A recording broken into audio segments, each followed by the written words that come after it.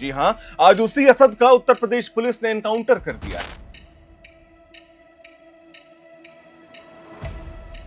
सूर्या याद है आपको? वही सूर्या जो 11वीं का छात्र था, वही सूर्या जो उत्तर प्रदेश के गाजियाबाद में बकरीद वाले दिन अपने दोस्त असद से मिलने गया। असद पूछता है कि क्या तुमने कभी बकरीद की कुर्बानी देखी है? और इसी कुर्बानी के नाम पर सूर्या को बीच सड़क पे चाकू घोंपकर मार दिया जाता है। कल हम घूम रहे थे, ईद थी मोमडनों की, तो वो मोमडन जा रहे थे, हमें फोन करके बुलाया था, मेरे को, आयुष को और सूर्या को। उसके बाद क्या नाम है, फोन करके बुलाने के बाद सूर्या से ये बोल रहा था तुमने कभी बकरा हलाल होते हुए देखा, तुम्हें आज मैं दिखाऊंगा। फिर उसके बाद उसको चाकू मार दिया। जी हां, आज उसी असद का उत्तर प्रदेश पुलिस ने एनकाउंटर कर दिया है। सूर्या की मां लगातार ये सरकार से गुहार लगा रही है कि एक भी आरोपी, एक भी अपराधी बचना नहीं चाहिए, मुझे सबका एनकाउंटर चाहिए। क्या बुलडोजर एक्शन देखने को मिलेगा? एक एक करके पूरे विषय में हम आपको विस्तार से बताएंगे। वीडियो के अंत तक बने रहिएगा।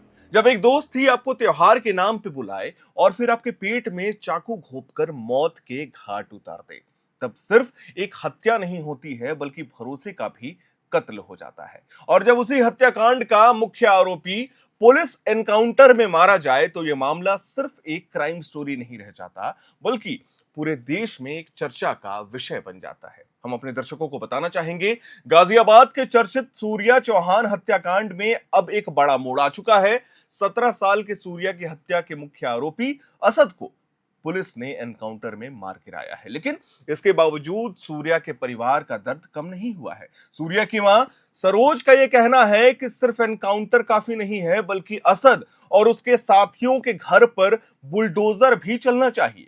योगी का बुलडोजर एक्शन भी होना चाहिए। उन्होंने यहां तक मांग की है कि उन्हें असद की लाश की तस्वीर दिखाई जाए। एक मां के दर्द का अंदाजा इसी बात से लगाया जा सकता है कि उन्होंने कहा कि जिस तरह मेरे बच्चे को मारा गया, उन्हें भी उसी तरीके से मारकर लाया जाना चाहिए। लेकिन आखिर ऐसा क्या हुआ था कि कभी दोस्त रहे दो लड़कों की कहानी हत्या और एनकाउंटर तक पहुंच गई? आखिर बकरीद के दिन ऐसा क्या हुआ कि एक 17 साल का लड़का अपनी जान गंवा बैठा?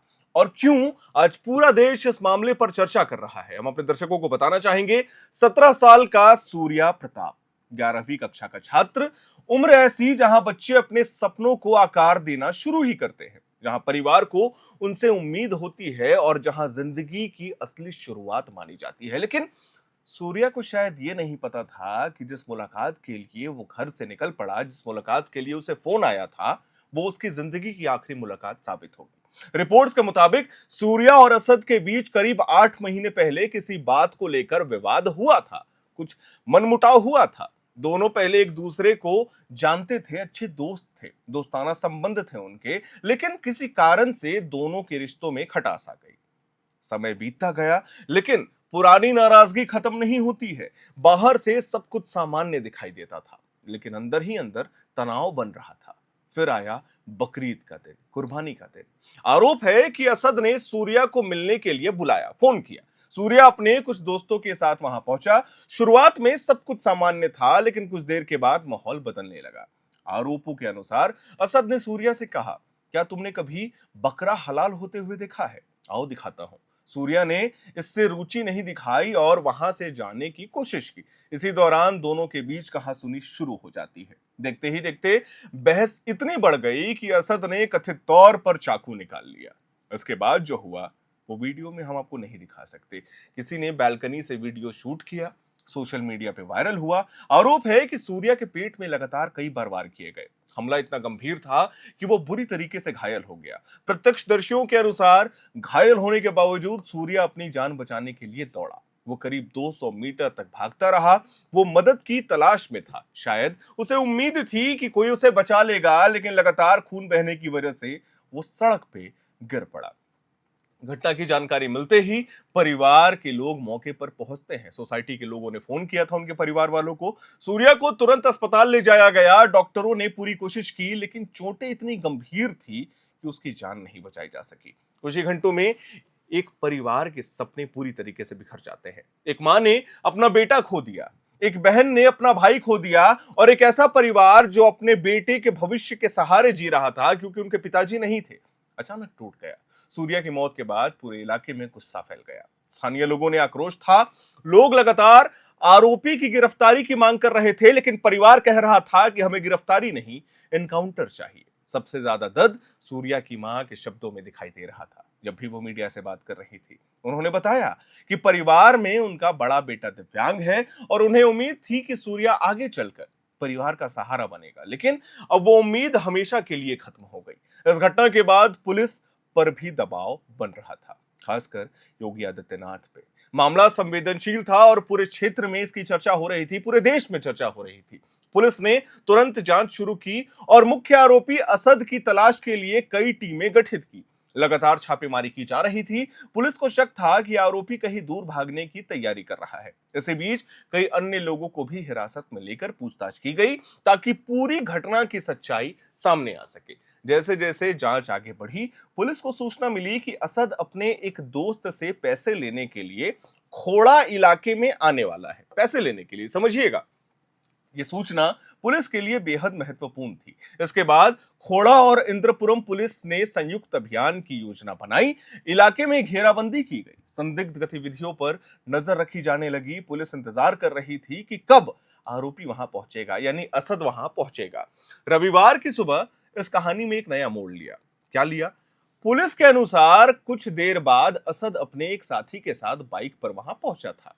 पुलिस ने उसे रुकने का इशारा किया, लेकिन पुलिस का दावा है कि रुकने के बजाय असद ने फायरिंग शुरू कर दी। इसके बाद पुलिस ने जवाबी कार्रवाई की, दोनों तरफ से गोलाबारी हुई और इस दौरान एक पुलिस कांस्टेबल भी घायल हो जाता है, जो मीडिया रिपोर्ट्स बता रहे हैं। मुठभेड़ में असद को गोली लगी और वो गंभीर रूप से घायल हो गया। पुलिस उसे अस्पताल लेकर पहुंची, लेकिन डॉक्टरों ने उसे वहां पे मृत घोषित कर दिया। इस तरीके से सूर्या हत्याकांड का मुख्य आरोपी पुलिस एनकाउंटर में मारा जाता है। ये इस वक्त की सबसे बड़ी अपडेट है।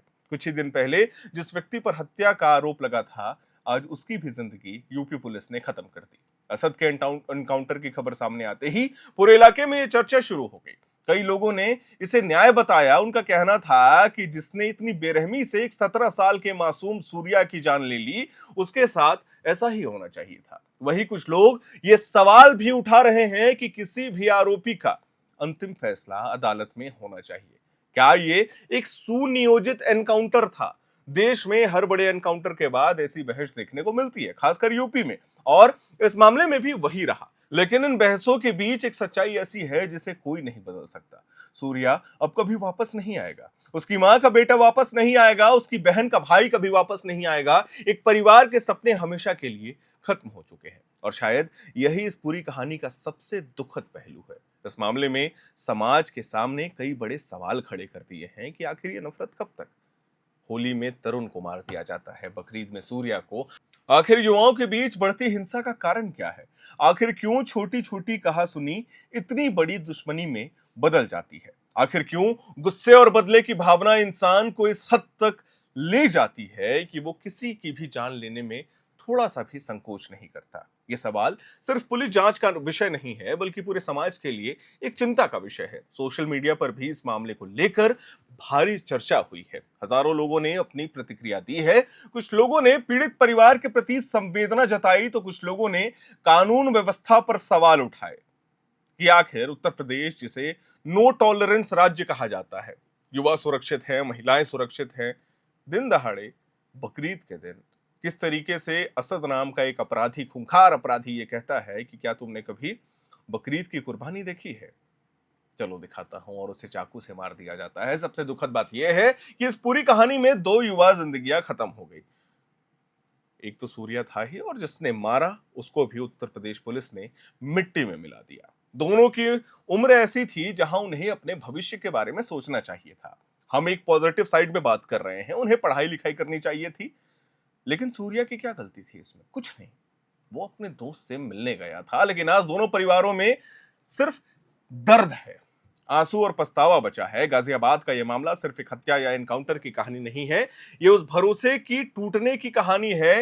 ये उस दर्द की कहानी है जिसे एक मां जिंदगी भर नहीं भूल पाएगी, एक बहन जिंदगी भर नहीं भूल पाएगी। ये उस गुस्से और हिंसा की कहानी है जो धीरे धीरे समाज के भीतर बढ़ती जा रही है। क्योंकि जब दोस्ती का रिश्ता दुश्मनी में बदल जाता है, तब नुकसान सिर्फ दो लोगों का नहीं होता, बल्कि कई परिवारों का होता है। आज सूर्या नहीं है, असद भी नहीं है, लेकिन दोनों परिवारों के हिस्से में जो दर्द आया है वो शायद कभी खत्म नहीं होगा। और यही वजह है कि गाजियाबाद की ये घटना सिर्फ एक क्राइम न्यूज नहीं है, बल्कि समाज के लिए एक चेतावनी भी है। एक ऐसी चेतावनी जो हमें ये सोचने पर मजबूर करती है कि आखिर हम अपने युवाओं को किस दिशा में जाते हुए देख रहे हैं। क्योंकि अंततः जब गुस्सा, नफरत और बदले की भावना इंसान पर हावी हो जाती है, तब कुछ मिनटों का फैसला कई जिंदगियां तबाह कर देता है। और शायद यही इस पूरी कहानी का सबसे बड़ा और सबसे कड़वा सच है। आने वाले समय में क्या कुछ मामला होगा, ये अपने चैनल के माध्यम से अपने दर्शकों को हम जरूर बताएंगे। वीडियो को लाइक करें, शेयर करें, हमारे चैनल को सब्सक्राइब करें। कैमरे के पीछे मौजूद है मेरे सहयोगी अभिषेक मुकुंद। मेरा नाम है हर्षित और आप देख रहे हैं एयर नाउ।